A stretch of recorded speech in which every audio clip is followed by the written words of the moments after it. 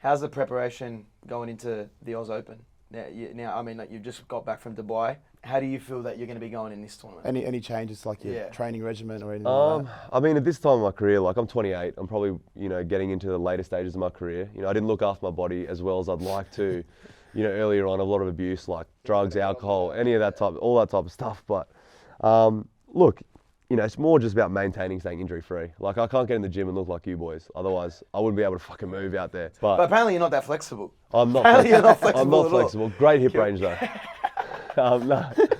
No, I'm not flexible at all. Shocking flexibility. Can't touch the toes. Can't touch the toes. Yeah, shit. I want to ask you, you're obviously trying to focus. You've said it in the past, so you've got maybe 3, like, of your best years ahead of you in tennis. Yep. Before, you either want to look at starting to retire or, I've been at the top of your game. Do you see yourself venturing out into other avenues outside of tennis, whether it be business, hobbies that you like? I mean, we've been getting around alive. Unreal. A very nice carbonated drink. Lemon lime bitter. Bitter flavour. Get onto it. But yeah, how are you starting to navigate life post tennis?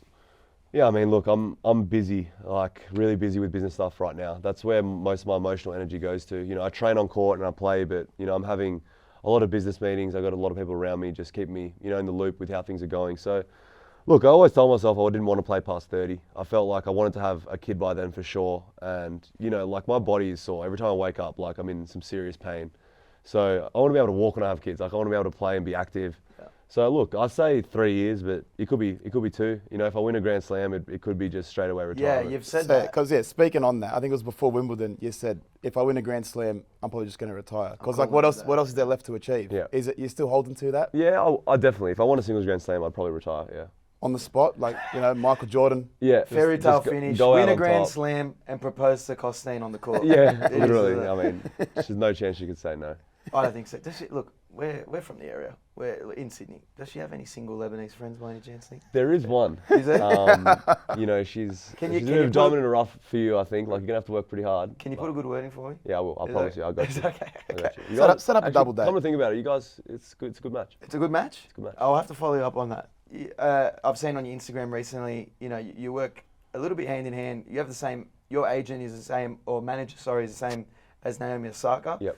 You got this pickleball event coming up in Miami. Yep. What is that? Because I've seen a few big names on the cards. Gary V's been in the comments. Yep. Can you talk us through that? Yeah. Well, pickleball is massive in the States. It's huge, and they're going to have a massive league there. And literally, my agents came to me like, "Look, do you want to be, one of the main investors in the team?" And I was like, "Yeah." Like, who are some of the other names? Like, LeBron bought his own team. Wow. Kevin Durant bought the one in Brooklyn. So like, as soon as I heard names like that buying in, I just bought in and. Yeah. I was just like, let's do it. So it's pretty exciting. Yeah, some of my good mates, like Jack Sock, he's trying to transition into pickleball as well. So it's a good investment. So what is pickleball? What's it's like a smaller version of tennis with different like rackets almost. Like the rackets are like paddles and the ball's different. But it's huge in the States. It's not the one that's in the like with the walls. No, that's called paddle, I think. Yeah. Okay. But can you be acing people in pickleball? Yeah. Like Johnny Isner serves insane. Yeah. Okay. Yeah. There you but go. it's good. It's blowing up. But as soon as I heard LeBron and KD in it, I was like, you're jumping on that. I'm jumping in there. Do you look past tournaments, like, or do you zone in on? Say you've got Oz Open coming up. Do you look ahead, or do you just zone in on what you got coming up? Like, you probably have a lot on your plate, whether you want to go hard on singles, then you want to defend doubles. How far ahead do you look in terms of tournaments?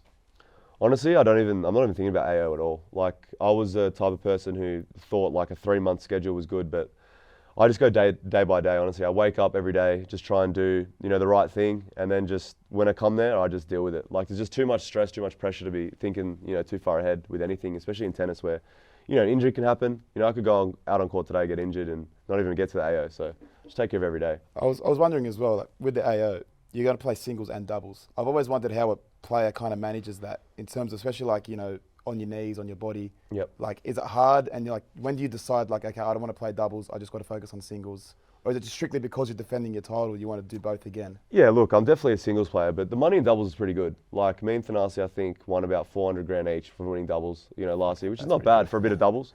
Go straight towards the celebration. Yeah, straight to electric. But Yeah, look, for me it's hard because, you know, I play 4 or 5 hour singles matches and then the next day's your day off, but that's when you play doubles. Exactly. So it's hard. Tennis is brutal on the body, man. Like to win 7 matches, potentially be out on court for 4 or 5 hours against these world-class athletes, like it's pretty demanding. Because when I play, I mean, I sweat the house down, and I probably can't run. My legs are a bit too thick, so I don't understand. Like when I need a day off, is all I'm saying. I'd want that day off. Yeah, look, there have been times where, you know, I've had to pull out of doubles. Every singles player kind of has that conversation when, you know, you might have a niggle in your elbow, wrist, knee, and you gotta have that conversation. But Thanasi knows, like at Wimbledon this year, I was signed up to play doubles with him, ended up not playing, just simply because I was going far in singles, and he understands that. You need that rest time. Definitely.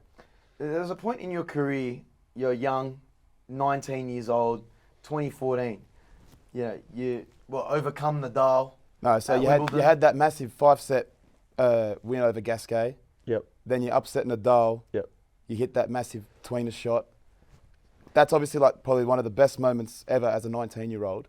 Has something in your career come close to that, or is that still the top of your career? Like, does that Wimbledon final top that, especially the tennis you've been playing in the last year? Look, my life definitely changed. Yeah, I was literally like a 19-year-old kid from Canberra who had a small group of friends, and I had like people camping outside my house for 3 weeks, just like media, and everything just changed. My life, I can't even remember what it was like to just not feel like Nick Kyrgios, you know, just that normal kid anymore. But, you know, this year was more of a consistent year, but fuck, it was stressful. Like I look back at, you know, 2022 and it was like, was it worth it? Was the whole year of being on the road, traveling, you know, putting in day in, day out, was it worth it? Because like I've probably never been as stressed in my life, to be honest. You know, but I've had a great year.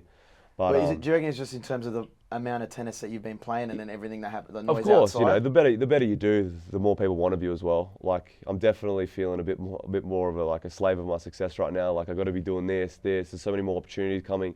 You know, it's a good problem to have. But yeah, I'll probably say that Wimbledon finals definitely. You know, it was a hell of a run. That probably tops it.